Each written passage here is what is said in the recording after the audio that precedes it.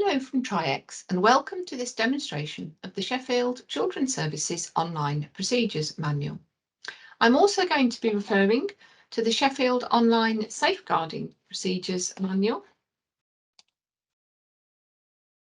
and the Sheffield Children's Homes Procedures Manual. All manuals work in the same way. The manuals are your one-stop shop to access all your procedures in one place. They're accessible 24/7 from anywhere you have an internet connection, so they can be accessed from a desktop, laptop, tablet computer or smartphone, and you can access them wherever you are. If you're in the office, at home, out on visits, at court, in the car, etc. The fact that they're online means you could only ever be referring to the correct and the most up-to-date version of a procedure. So you don't need to worry about inadvertently referring to an out-of-date version of a procedure. The procedures are updated twice each year, with any urgent updates in between as required, for example, as a result of a safeguarding practice review. In advance of each update, tri.x will send suggested amendments to the procedures as a result of changes to legislation, statutory guidance, case law, etc. And we will incorporate those changes together with any local amendments and additions.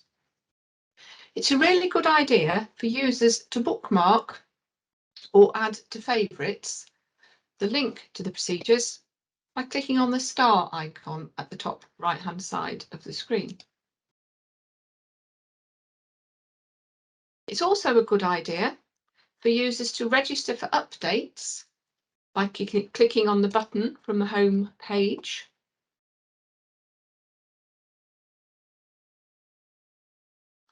Users will then be alerted by email whenever the procedures are updated, which is a really quick and easy way for practitioners to keep up to date. And they will be sent a link telling them what has been updated in the procedures at the most recent update. And you can also access that list of amendments by using the Amendments tab from the home page. I'll now give you a quick tour of the procedures.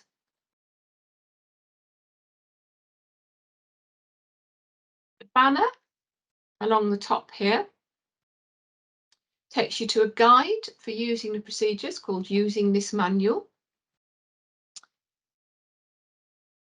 This also takes you to the list of amendments that have been made, and it also tells you when the next amendments will take place and who to contact. The banner also takes you to the Sheffield Safeguarding Partnership Procedures Manual, which works in the same way.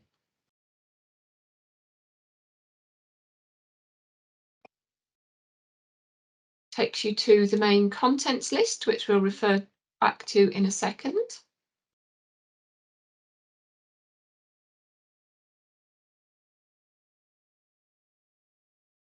To some additional local resources, which are supplementary local documents in addition to the main procedures.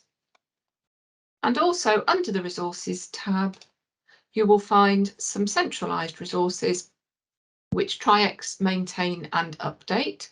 So under there, you've got a glossary of useful terms that you might find referred to throughout the procedures.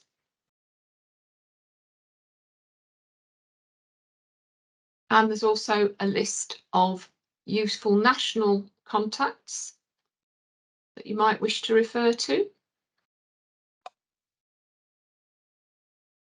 And also under the Resources tab is a regulatory framework, which is a list of statutory guidance and legislation and regulations that you might find useful to refer to, as well as a formatted version of Keeping Children Safe in Education. And from your home page, you've also got a formatted version of Working Together to Safeguard Children, which makes it just a little bit easier to navigate around. Click on any of the links and navigate around Working Together nice and quickly and easily.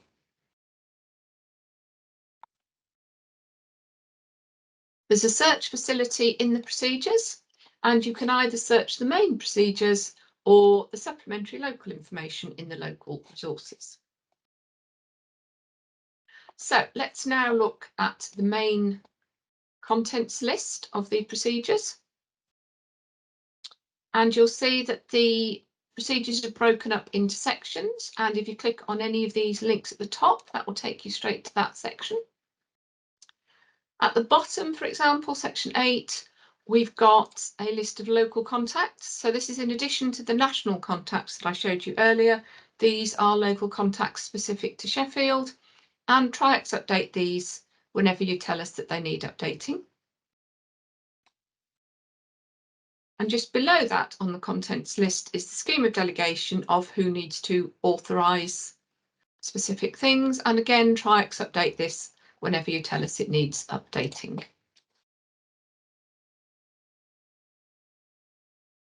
Throughout the procedures, you'll find lots of links taking you off to further information.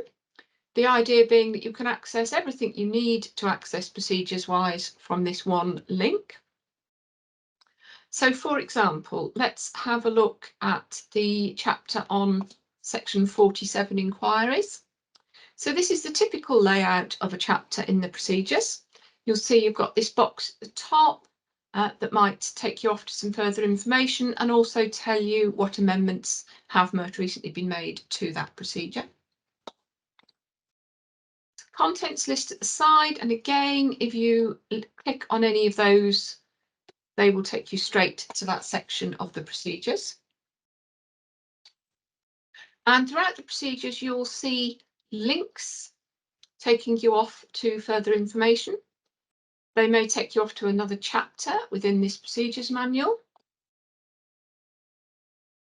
They may take you off to the safeguarding procedures manual.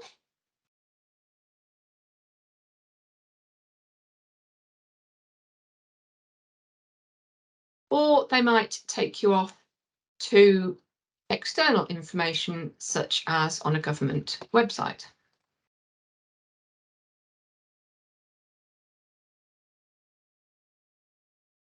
So you can see that it's really easy to navigate around the procedures.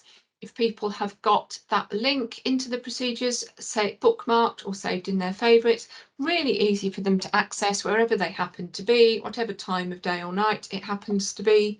And from there, they can click on the links and access absolutely everything that they need to access procedures-wise. I hope you found this demonstration helpful, and thank you very much for your time. Thank you.